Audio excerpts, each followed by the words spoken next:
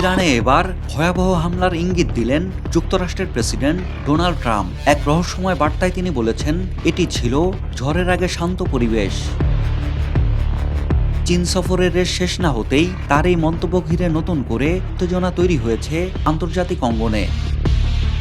১৬ মে সোমবার ট্রাম্প নিজের সামাজিক মাধ্যম ট্রুথ সোশ্যালে কৃত্রিম বুদ্ধিমত্তা বা এআই দিয়ে তৈরি একটি ছবি শেয়ার করেন। সেখানে তাকে মেক আমেরিকা গ্রেট অ্যাগেন লেখা টুপি পরে একটি মার্কিন যুদ্ধজাহাজে দাঁড়িয়ে থাকতে দেখা যায়। পাশে দাঁড়িয়ে যুক্তরাষ্ট্রের নৌবাহিনীর এক অ্যাডমিরাল।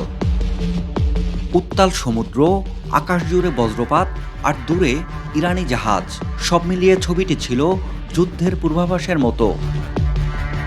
ছবির সঙ্গে ট্রাম্প লেখেন, it was the calm before the storm. মার্কিন সংবাদ মাধ্যম নিউ ইয়র্ক টাইমস জানিয়েছে, প্রশাসনের শীর্ষ কর্মকর্তারা ইতোমধ্যে আবারও ইরানের বিরুদ্ধে বিমান হামলা শুরুর পরিকল্পনা নিয়ে আলোচনা করেছেন ট্রাম্প।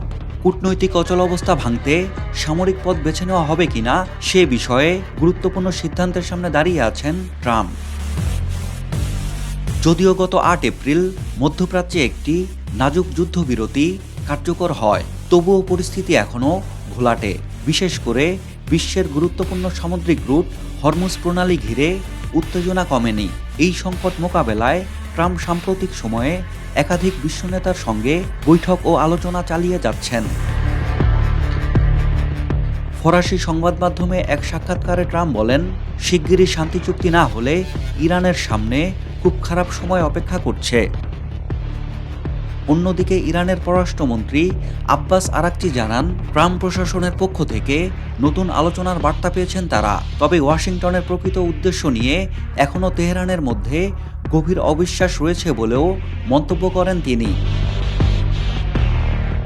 গত মাসে যুদ্ধবিরতি কার্যকর হলেও যুক্তরাষ্ট্র ও ইরানের মধ্যে উত্তেজনা এখনও পুরোপুরি থামেনি। পারস্য উপসাগরে এখনও মোতায়েন রয়েছে মার্কিন যুদ্ধজাহাজ।